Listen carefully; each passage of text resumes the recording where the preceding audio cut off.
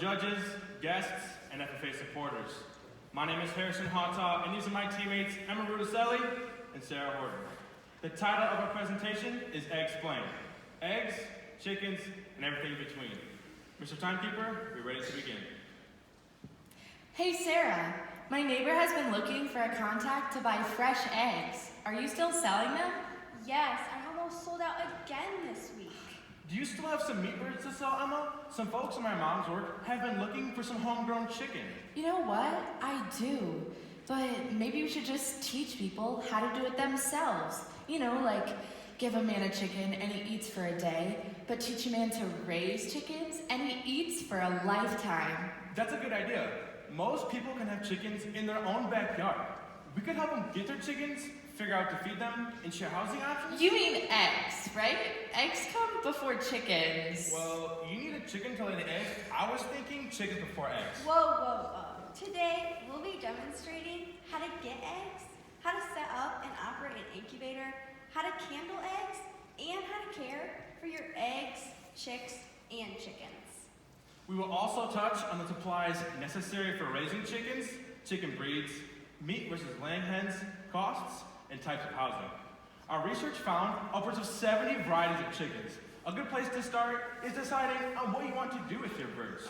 Are you wanting your birds to lay eggs, egg layers, or chicken birds that you raise to eat, called meat birds, or dual-purpose birds, which means both.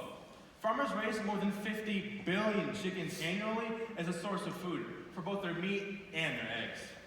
When you think eggs, do you think of the classic white-shelled eggs found at the grocery store? Maybe you've seen the brown-tinted ones, often associated with locally raised birds. But did you know you could have light green, light blue, and even pink-shelled eggs? Pigments deposited as eggs move through the hen's oviduct cause that change in shell coloring. But they don't change the taste of the egg inside. White leghorns are known for being great producers of large white eggs. You can get a variety of brown tinted eggs from breeds like Rhode Island Reds, Jersey Giants, Delawares, and Orpingtons. Morans are a popular small flock breed, known for producing dark brown, even copper-colored eggs. If you're looking to gather more colorful eggshell though, look no further to the Americana, which is best known for laying blue and bluish-green eggs. For the purpose of our demonstration, we'll be using the white bird as our meat bird and the speckled bird as our egg layer. No matter which breed you prefer, you can start with a fertilized egg. Eggs can be obtained from local breeders like myself at around $3 a dozen.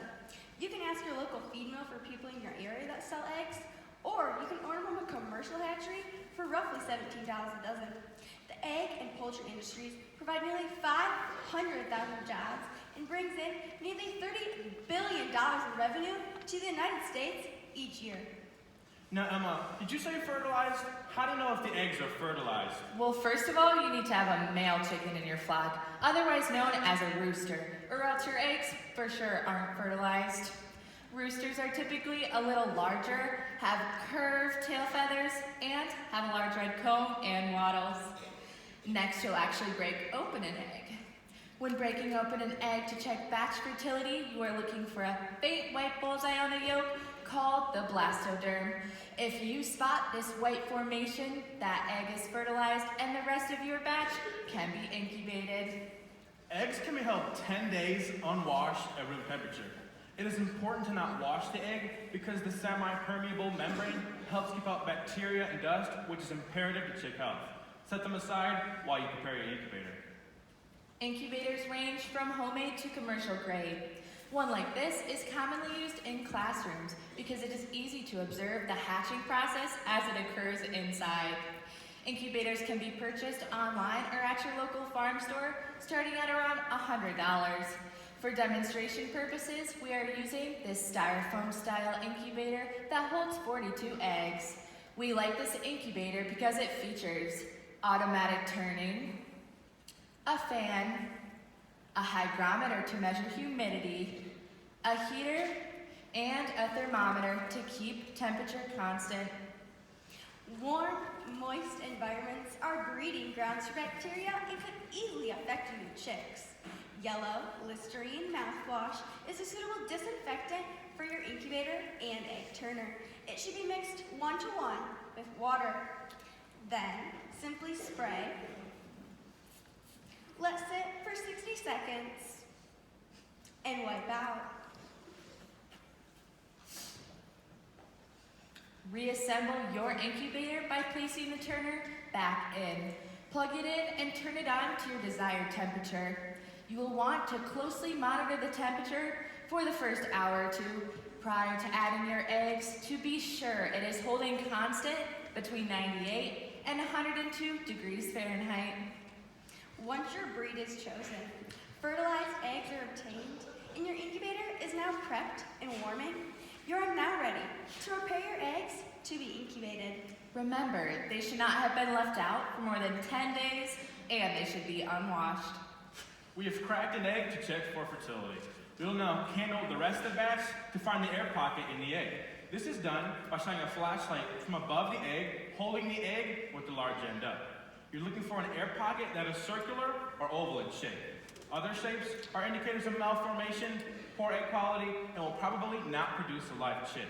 Once you've candled enough eggs to fill your incubator, place them inside your prepared incubator with the large end up. This process is repeated on the 7th day of incubation to check for egg malformation. We recommend checking your incubator daily to be sure everything is functioning as planned. You'll need to add distilled water every few days to keep the humidity levels steady. On the 18th day of incubation, your eggs are ready for lockdown phase. This is where you prepare the environment for hatching.